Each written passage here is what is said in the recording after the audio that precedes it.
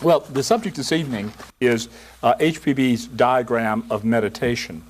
How many of you know who HPB is? Does anybody not? Anybody like elucidation? She was one of the chief founders of the Theosophical Society.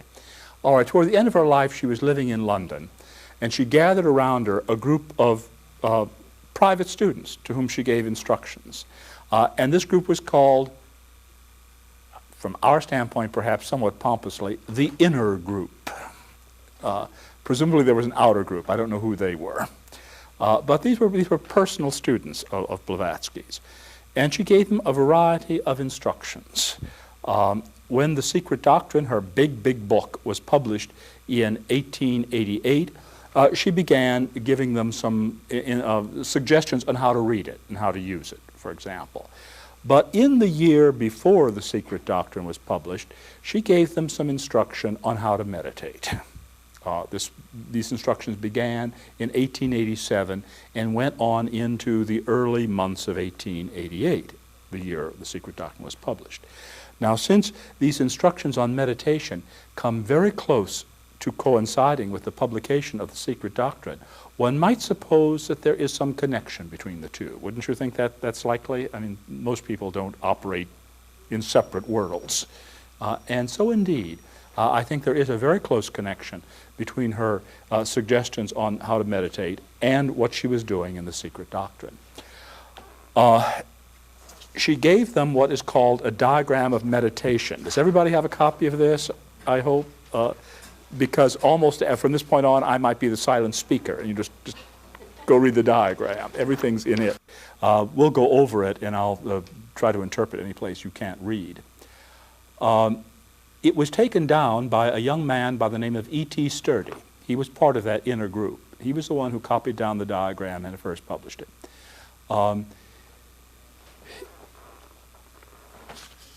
The group included people like Annie Besant, G.R.S. Mead, Bertram Keatley, a variety of people of that kind. Those names will be familiar to some of you who know something about theosophical history. HPB's, we don't know what HPB taught these personal students of hers about meditation directly. In fact, all we've got is this diagram.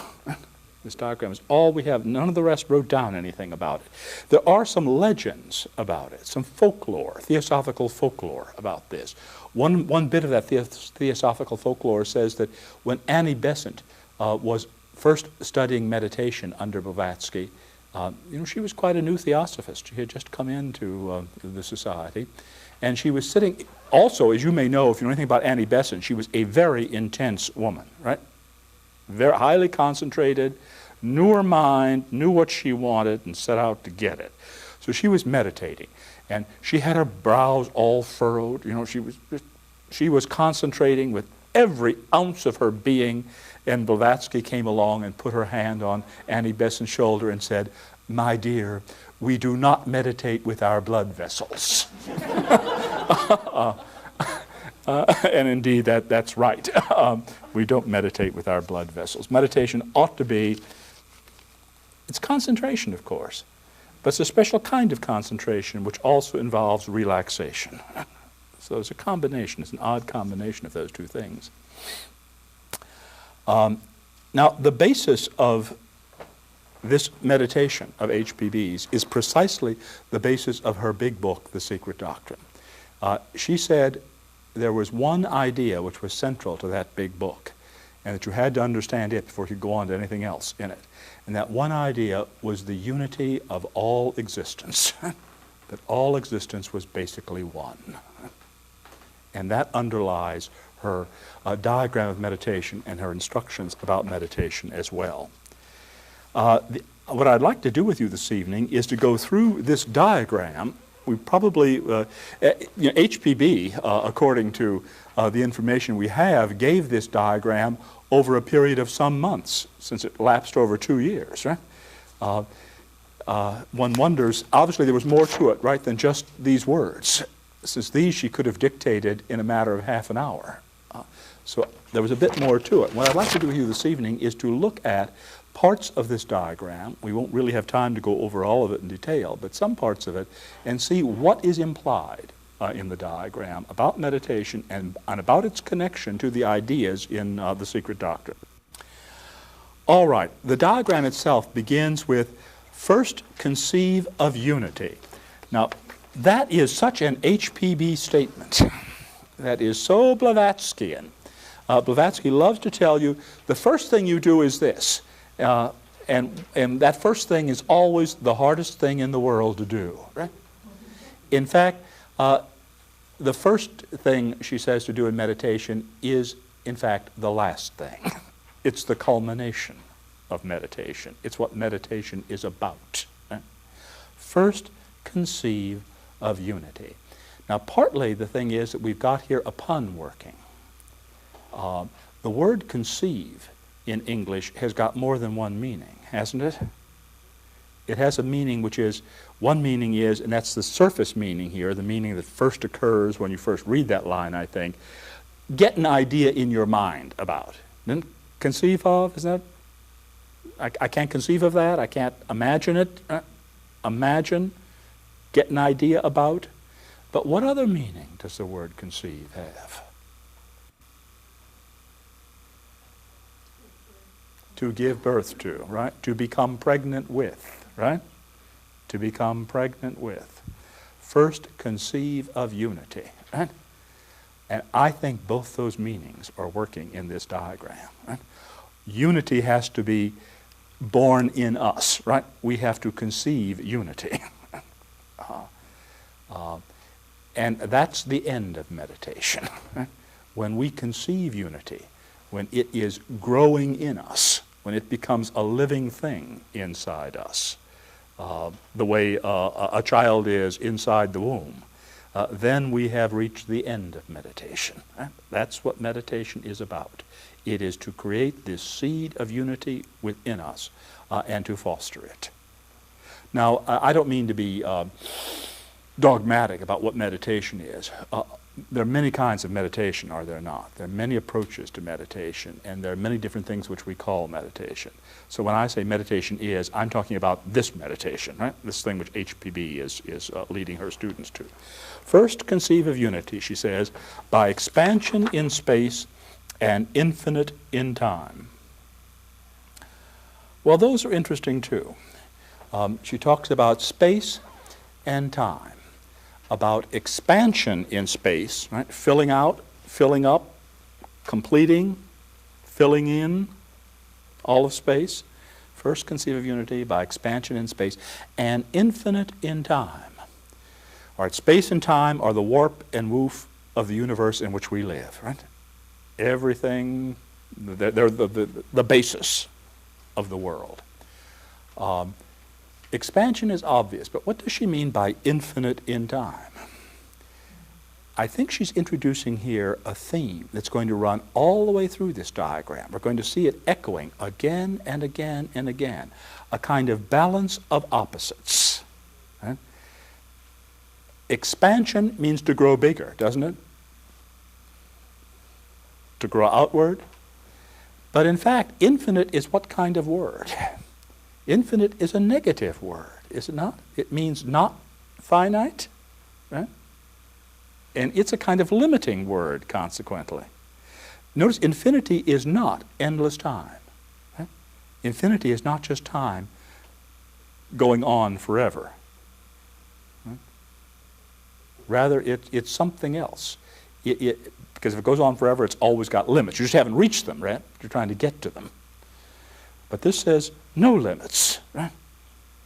So this positive and negative themes are going to run through this. And these themes we find throughout the mystical traditions of the world. If we take Judaism, for example, we take the Kabbalah.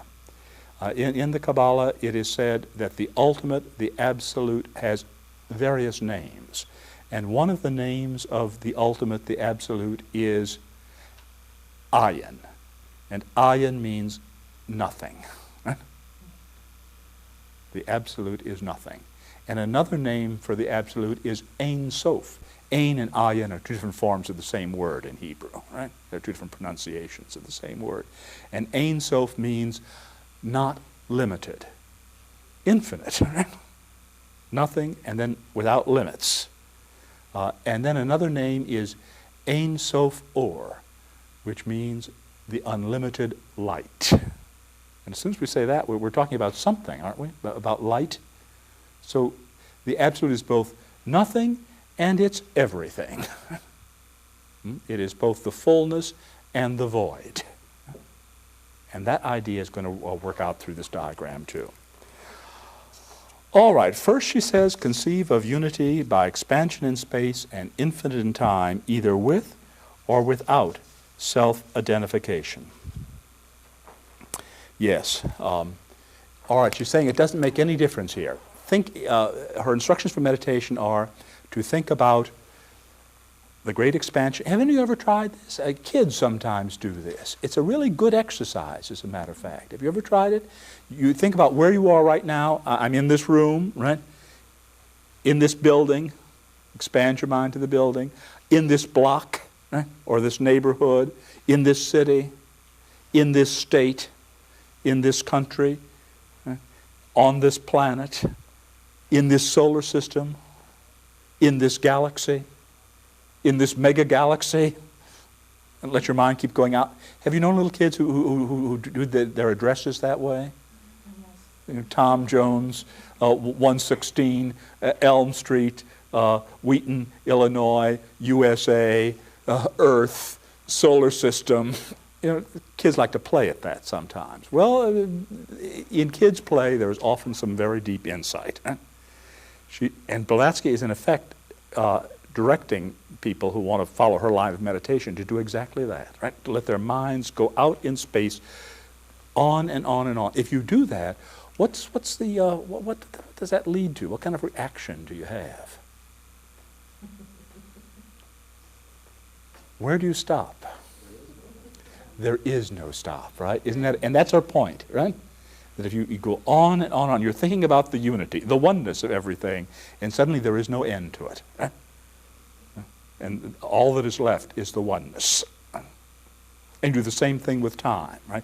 This moment, today, this week, this month, this year, this lifetime. And where do we go from there? Right? Through the billions of years that we can reconstruct or we know about from science and geology, on and on. All right. In doing this, we can, she says, do it either with or without self-identification. We can think of the universe as an impersonal thing, extending in space and time, or we can think of ourselves as part of that, extending in space and time. She says it makes no difference. And that's very profound, because I am in the universe, but the universe is also in me. In fact, there's an old saying, there's an old way of representing metaphorically what happens when one attains enlightenment, nirvana, whatever it is we call that aim of our human existence. We are likened to a drop of water which merges into the sea from which it came. Aren't you familiar with that metaphor? The dewdrop slips into the shining sea. That's the way Sir Edwin Arnold put it in his great poem about the life of the Buddha. The dewdrop slips into the shining sea. And that's one way of putting it. But there's another way of putting that same idea, which is, I would suggest, equally valid. And that is that the sea slips into the dewdrop. Hmm? Which is right? Both. Of course they're both. Because there are two different ways of looking at the same thing, aren't they? The event is one. And there are two ways of looking at it. Whether you make personal identification, right, with the dewdrop and see it as becoming impersonal by going into the sea, or whether you see the great impersonality coming into the personal dewdrop. Right? And that's part of theosophical teaching too, that we never in fact lose our identity. We never lose our identity. What we do instead is to discover who we are. We may be a little confused about that sometimes. Right? But we don't cease to exist, ever. Right? Rather, we discover who we really are. All right. We're looking at these preliminary remarks on the diagram. She says, once you have done this, first conceive of unity, right? First, do this little practice, and that is a very good, this is thinking, right? This part is conscious thinking we're doing now in meditation. We used to have a little bookmark here that we published, that I think our publishing house published, which says, meditation is not what you think. Some of you perhaps remember that. Very profound little bookmark, right? Yes, it's not what you think. Right? Meditation is not thinking, right? Thinking is a preliminary to meditation. Meditation actually begins where thinking stops. Right? But Blavatsky says, first conceive, and that's part of that pun about conceive, right? First conceive of, think about, right, unity. That's where we start. But if we think about it, what eventually happens? We become it, right? It enters into us. We conceive it in the other sense.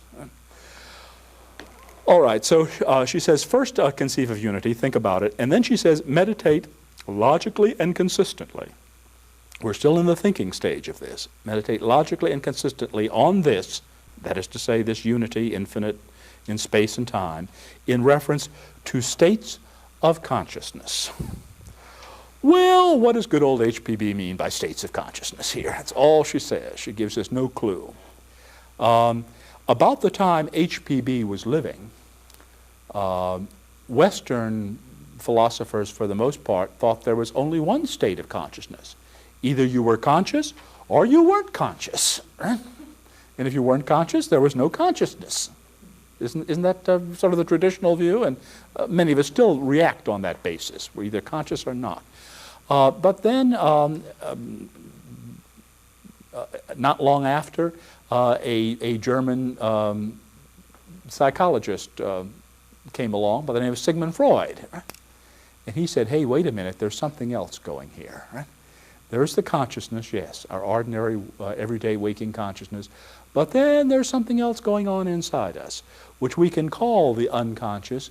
But in fact, it's not really unconscious at all. It's only unconscious to our conscious mind. Right? It's really very powerful.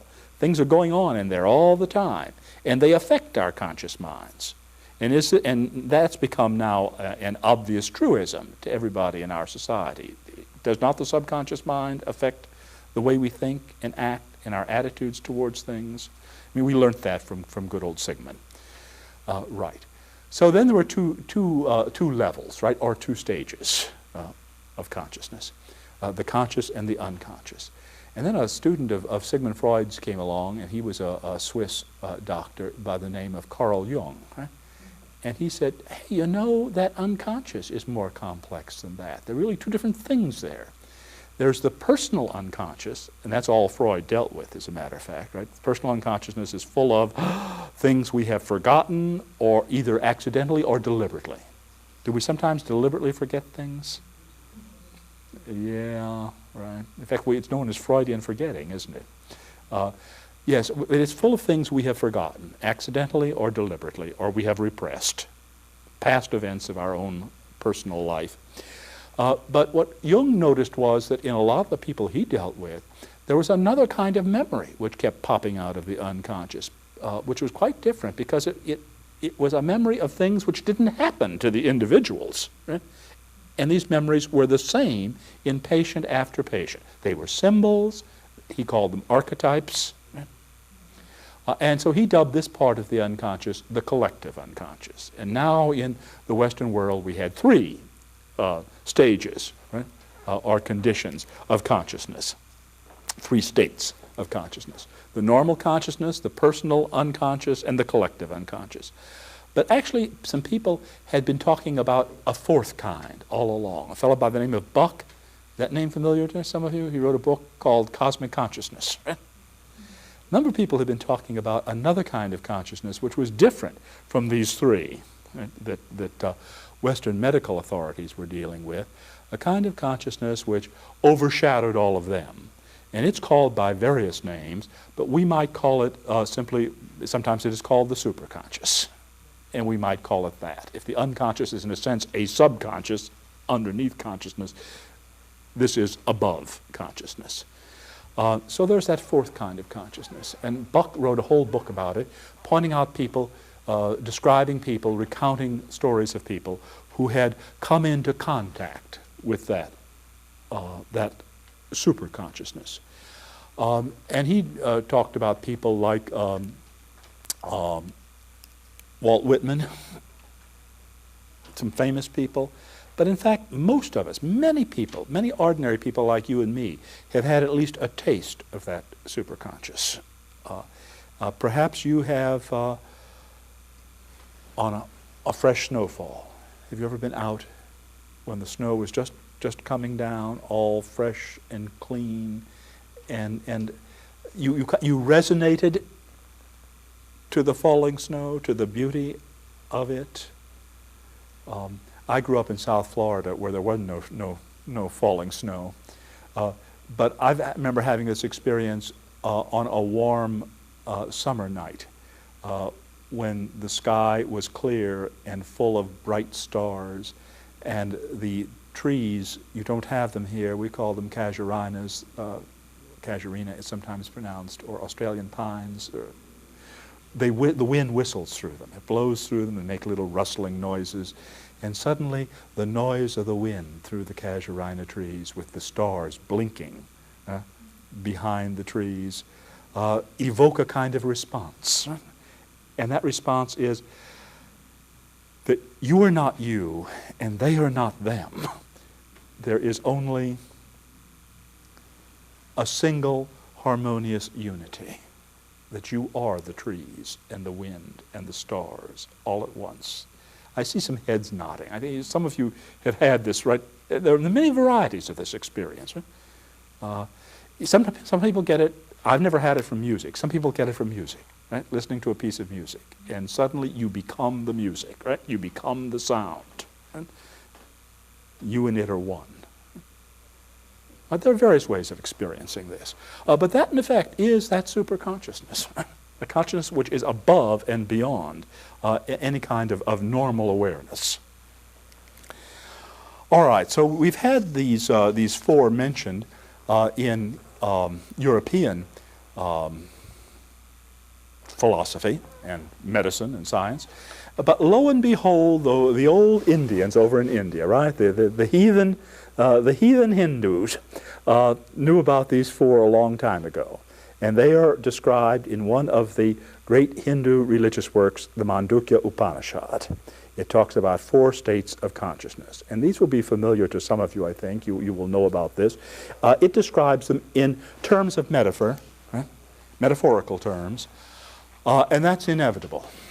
What is a metaphor? What do we mean by? You can tell I'm a teacher, right? We give you a little class quiz. What do we mean by metaphor? What's a metaphor? Who gets an A in the class? When you say something is,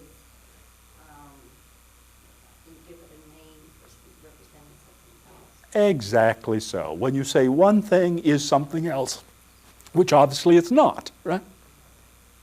But you have seen some parallelism between these two things. Right? Ladies and gentlemen, human language is full of metaphors. Right? Got metaphors all over the place. And this is particularly true of things like meditation or metaphysical ideas or the really important things in life. That's so much is that true that Blavatsky early said that the ancient theosophists, you know, there were a bunch of Greeks who ran around and called themselves theosophists a long time ago, and we borrowed the name from them. Right? And she said that the ancient theosophists were called analogists. Analogist. An analogy is just another word for metaphor. Right? To draw an analogy between two things is to make a metaphor out of one of them. She said the ancient theosophists were called analogists because they interpreted all sacred scriptures as myths or stories of the inner life. Everything which pretends to be history or stories of the gods is really stories about what goes on inside us. Because in the whole universe there is a oneness, there is a consistency and an order, and whatever happens out there also happens inside here. These are not two different things going on. And so we can use one thing to talk about another.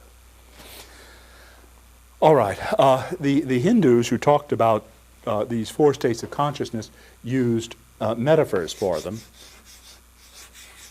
They said that one state was the state of being awake, the normal waking consciousness. Right? And then the second state, they said, was a dream state. And the third state, they called a state of deep sleep. And you see the metaphor they're using here, right? That metaphor of, which comes closest to indicating in ordinary everyday life changes of consciousness, doesn't it? That we go to sleep and we know we pass through a period when we have some dreams, and then we enter really deep sleep where there are no dreams. And modern medicine again has discovered all sorts of wonderful things, rapid eye movement, right, which means you're having a dream, and then lack of bodily response at all, which means you're in deep sleep. And there are all sorts of physiological changes which go along with these two different states. But they're obvious states, and the old Hindu philosophers knew about them. And then the fourth state of consciousness, they didn't know what to call, so they took a little dodge and they called it the fourth state.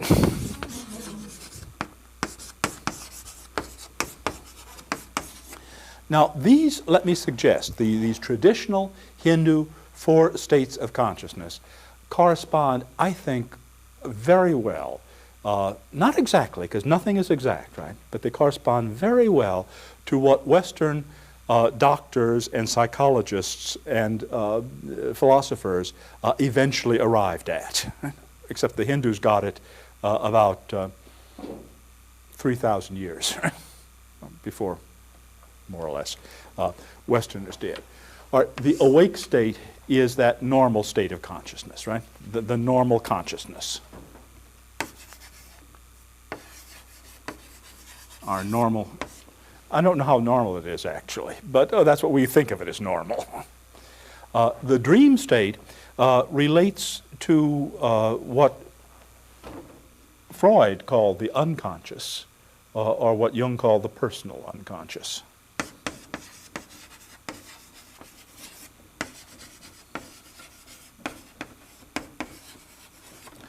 And the deep sleep state relates to what Jung called the collective unconsciousness. And it may be collective in a very special sense. We'll come back and say a word about that in a moment.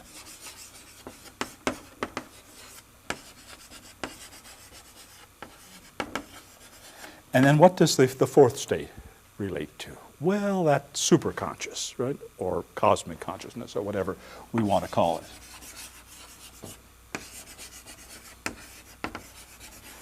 The Hindus actually correlate these with aspects of the individual, or with bodies, as they're sometimes called.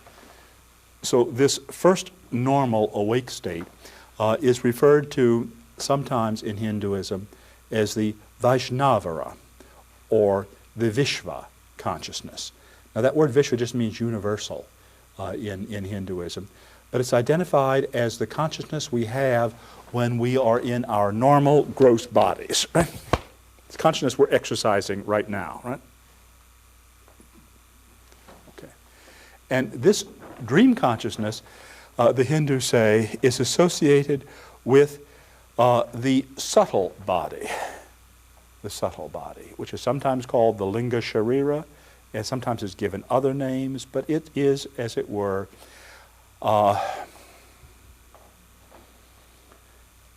the inside of us which we see and nobody else does. This is the personality. This first one is the outer personality. And the second one is the inner personality.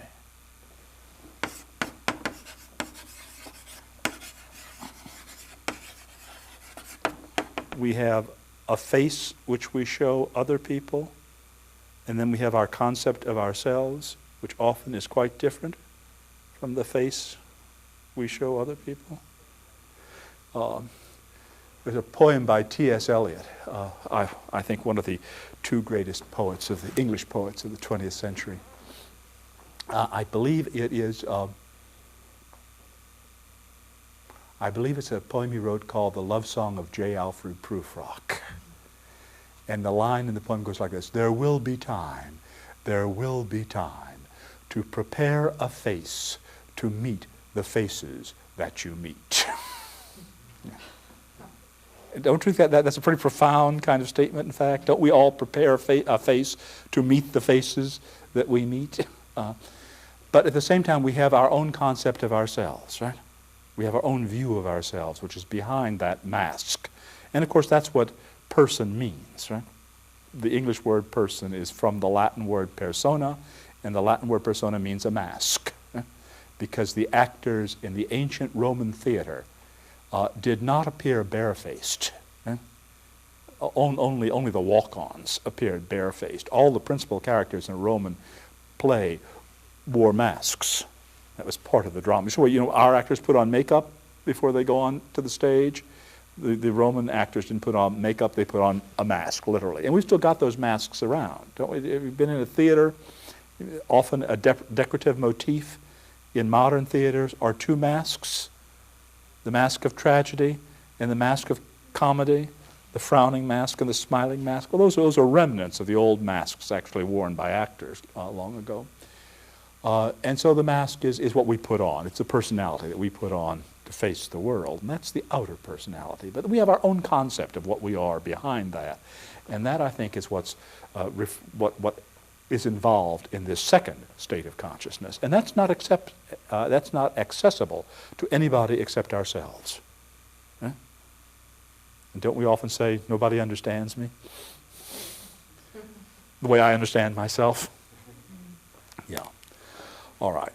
The third state, deep sleep, which relates to what is perhaps the collective unconsciousness, is said by the Hindu philosophers to correlate with something they call prajna or buddhi.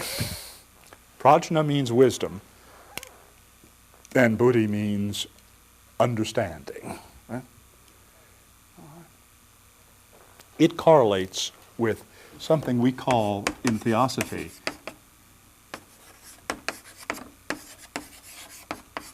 the individuality.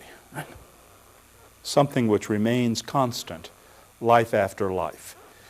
Our personalities, both the outer personality and the inner personality, change with every incarnation, right? With every rebirth. That's a good thing, don't you think? I mean, I hate to be stuck with this personality life after life. No, it changes, right? And it's a product of many things. Right? Genetics, early experience, people I interact with, product of many, many things. Both the outer one which I show others and the inner one which I have of myself. But those are entirely temporary and due for one life only. Whereas this thing, this individuality, this buddhi, this prajna, this wisdom, this deep sleep, this collective unconscious, abides for life after life after life and is the source of all of our personalities. And in effect, that's one reason why we might call it collective unconscious. What I'm doing here is changing what Jung meant by collective unconscious, but I think it's a fair change to make. By collective unconscious, Jung meant something which is common to all members of the species, or perhaps ultimately to all living beings. Right? And he explained it in typical 20th century evolutionary terms, right? That we are the product, you and I, in our present lives, are the product of a long line of historical evolution, right? Going back through the eons of human history, and before that to animal evolution, right? And before that to amoebas in the ocean. And obviously everything we are recapitulates or embodies or summarizes that long evolutionary history. And you know, this is generally accepted. There's not much doubt about that. Don't we have a lot of things about us that You know, if a good engineer had designed this, I'm just thinking about our physical bodies now, right? If a good engineer had designed this, we would never have, right? But they're leftovers. They're recapitulations of past evolutionary history. All right.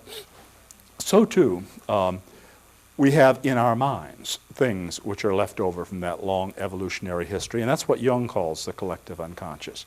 But there's another way of looking at it, and that is that the collective unconscious is the unconscious of our individuality, which is the product not simply of the biological evolution which produced us, but of the spiritual and intellectual evolution which has produced us. It's the consequence of all of our past lives. Right? Our present life is the result of all of the past lives we've built, and all of those experiences of the past are collected together in something sometimes called the causal body. And that is a kind of individual collective. All right, then what is this fourth state? Well, about this, the Hindu, the Mandukya Upanishad says this when it's talking about this mysterious fourth state for which they've got no name. The Mandukya says, it is the essence of the knowledge of the one self. The essence of the knowledge of the one self. And it is the substratum of the other three. And that's really important and really interesting. This fourth state really has no separate existence. It is simply the substratum of the other three. They are all expressions of it. It's the thing which runs through them all and unites them. All right, well, time is slipping away, and we're still in the introduction to the diagram, right? Let's take a quick look at some other aspects of the diagram and then see if you have some questions you'd like to ask about it. She says we begin by conceiving of unity, and then we meditate logically and consistently on it with reference to the states of consciousness. And I think it's these four she's talking about, right? Where is there unity? This is really important, because if there is a kind of flaw in modern psychology, in the psychology of modern human beings, it is that we are fragmented. We are torn apart, right? We are disconnected. Right? And the thing to do is to get reconnected, right? To be made whole, right? Again. All right, and we have to, it's easy to see the unity here, because this is, as the Mandukya says, the essence of the knowledge of the one self, right? It's where unity shines through most clearly. But it is also, the Mandukya says, the substratum of these. Right? So that if there's unity here, there's unity here and here and here, right? Even in my outward dealings. She says, then, there are three stages to this. First, meditate on unity. Second, think about it with reference to these four states of consciousness, how unity runs through all of them. And then she says, third step, then the normal state of our consciousness must be molded by acquisitions and deprivations. And she lists some specific ones here. Now, what she's talking about here is something which is very familiar as a kind of basic meditation exercise. How many of you were familiar with a basic exercise in meditation which says you get very quiet, you calm yourself, you sit still, and then you say to yourself, I am not this body. I am not these emotions. I am not this mind and these thoughts. Are you familiar with that little exercise? And it's a good exercise. It's an exercise in deprivation, right? What you're doing is denying, sloughing off, right? But I believe it's very important, and I think it's implicit in what HPB said, you should never do that exercise alone, by itself. There's another half to it, and the other half is acquisitions. If you're not all of those things, what are you? What am I? And you can take that same little exercise and turn it around and do it the opposite way. You can say, I am this body, but I am more than it. I am these emotions of joy, of happiness, of anger, of frustration, but I am more than them. I am these thoughts. these foolish thoughts that flit through my mind and distract me, but I'm more than them. Right? And this is adding on. Right? This is going into the fullness, right? Rather than into the void. Both kinds of exercise are important. Both are necessary. And that's implicit in this diagram. All right, now we won't have time to go over all of these specific acquisitions and deprivations, but let me give you a little hint. And you can take this diagram and see if you can work out this hint on your own. And believe me, it's worth doing. All right? It's worth thinking about this. There are how many acquisitions? It's the columns which are important, because within each column she's simply developing ideas further. How many columns are there under acquisitions? 3. All right, that's the higher triad, right? The upper 3 principles of the universe and of the human being. Now, if you look at deprivations, you might think, how many columns are there? Ah, good. Somebody knows the right answer. You might look at it and think there are 5, but they're not, because 2 are associated. See, 2 are linked, and there are really only 4. Right? And these 4 correspond to the 4 lower principles, right, of the universe and of the human being. And actually, this works out just beautifully. The first one on the left in acquisitions is Atma, the one self. The middle one in acquisitions is Buddhi, wisdom, discrimination. The rightmost one under acquisitions is Manas, the mind. And then if we move into the 4 lower ones, the associations are a little harder to see, but I believe they are pretty clearly Kama, right? the desire principle, and then something which is called the Linga Sharira, or inner form. I'm using sort of old theosophical terminology here, and the third one is the vital principle in us, sometimes called prana. And the last one is the body, the sensation one. So in fact, these acquisitions and deprivations correspond to the human principles.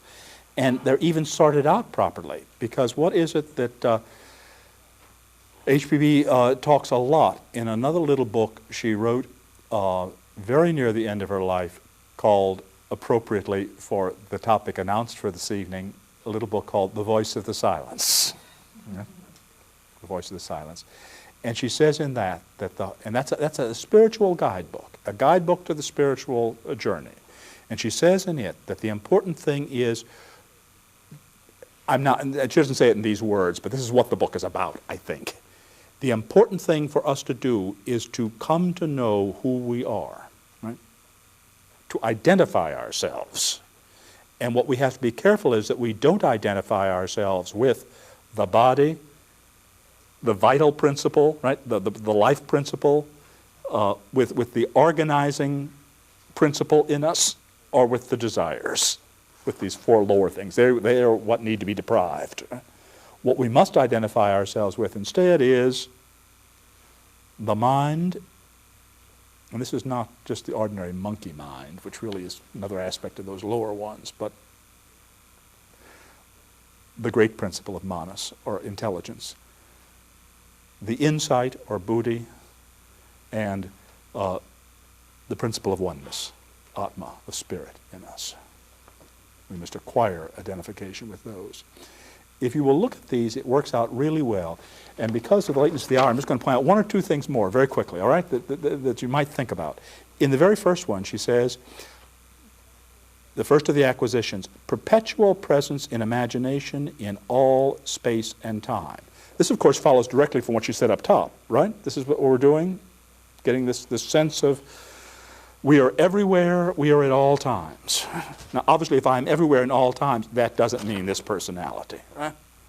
This personality is purely transitory, temporary, limited. It ain't going to last. So it's something else which is perpetually present in all space and time. And it's that something else which is really me. And from this, she says, from this originates a substratum of memory. If we do this, if we imagine ourselves as united with the universe, with all space and time, this will create a substratum of memory which does not cease in dreaming or waking. If If you work at something, you incorporate it into you. This notion, this idea, this concept of oneness with the universe will become a permanent part of the background of your thinking about things. And she says its manifestation is courage. And isn't that important? Because aren't we afraid, in some sense, of life? All of us. And this gives us the ability to respond. And it's particularly interesting. Let me point out a particular association, which I'm sure is there. I'm sure HPB was aware of. Some of you know the great Hindu epic poem, the Bhagavad Gita. And the central character in that, the central human character, is a fellow named Arjuna. And he has to fight in a war, and he doesn't know what to do, and he's really discouraged, and he's despondent and despairing, and he loses all courage. He sinks down onto the floor of his chariot, and he just can't even stand. Right? He's utterly drained of courage.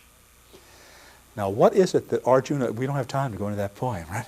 But what is it that Arjuna learns in the course of that poem which gives him courage? Because at the end of the poem, he's fine again, right? He has the courage to go out and fight. And this poem is probably historical in basis, but it's obviously a metaphor, right? For the battle of life. What is it that gives him courage to go out again? What does he learn? Well, in the course of the poem, what Arjuna learns is who he is. Right? That most important thing of all to find out. And what Arjuna learns is that he is Krishna. Right? The divine manifestation. Right? The divine is symbolized by, embodied in this figure of Krishna with whom Arjuna carries on a conversation all the way through the poem. And he learns that he and Krishna are really one. They are one and the same. Right? They have a unity. And that gives him the courage. So that's, the Gita is talking about exactly the same thing.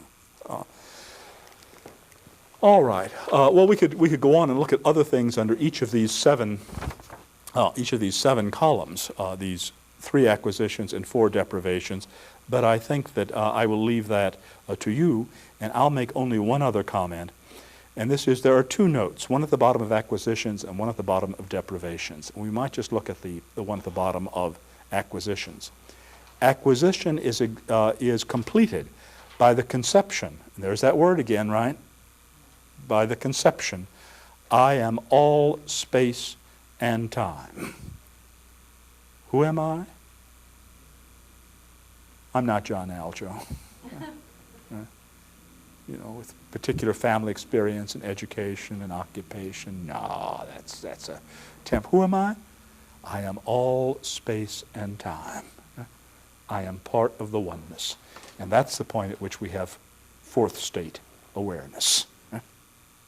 We recognize the unity. And then it's really the last sentence that I wanted to call to your attention. Beyond that, it cannot be said. What lies beyond that? The voice of the silence, the silent speaker, the silence. Beyond that, there is no more verbalizing. And this is one of the ways in which this diagram of meditation ties in very well to HPB's great work, The Secret Doctrine. To this same group of students whom she taught how to read The Secret Doctrine, she said, don't sit down and read that book beginning with the first page and reading through to the last. She said, if you do it that way, you're only going to end up confused. And she was right. I've read it that way. No, it's not the way. She told them how to go about reading it, and she told them why they should read it. She said that theosophy and the study of the secret doctrine is a form of jnana yoga. Jnana yoga is the yoga of knowledge. She says, what you will do when you study the secret doctrine is this. You will see a pattern in it describing the universe and order in the universe and your place in that order. And you will say, oh, that's wonderful, right? That's exactly right. And then you'll start looking at that picture you have formed, and you will begin to see that there are certain flaws in it. There are certain places where it just doesn't work quite right. And so you will set out to improve it. And you'll get yourself a bigger and better picture of the universe and of your place in it. And you will say, there we are, that's the way it is. And you'll look at that, and what will you notice? there's some little flaws in it, some things which aren't quite right. And so you'll set out, you'll repair them, and you'll get yourself still a bigger picture of the universe and your place in it. And you will say, there we are. It's all done now. And you know what comes next, right? It's like the old story about the Hindu view of the universe. The Hindu view was that the universe was a great globe situated on the back of an elephant. And the elephant was standing on a gigantic turtle swimming in the cosmic ocean. And someone said, well, what does the turtle can't go on swimming forever. What does it rest on? Well, it rests on the back of a bigger turtle. Well, what does that other turtle rest on? Well, it rests on the back of yet a bigger turtle. Well, what does that turtle rest on? There's no point in asking. It's turtles all the way down. Okay. All right. There's no point in asking, right? Beyond this point, we reach eventually. The purpose of studying the secret doctrine, the purpose of theosophy is to tease us out of thought. Right? To come to a point at which we recognize what things are without logically analyzing them, without verbalizing them. Right? In which we have an intuitive recognition of the truth as opposed to little truths along the way. Most of us think of theosophy as little truths. Well, I mean, the things reincarnation, karma, right? The bodies, the races, the rounds, all of this theosophical doctrine. Not unimportant. I think it's very important. But ultimately, it's not theosophy. Ultimately, theosophy is not puttable into words, because it lies beyond language, beyond all language. It is beyond that, and it cannot be said. It's turtles all the way down. Thank you, ladies and gentlemen.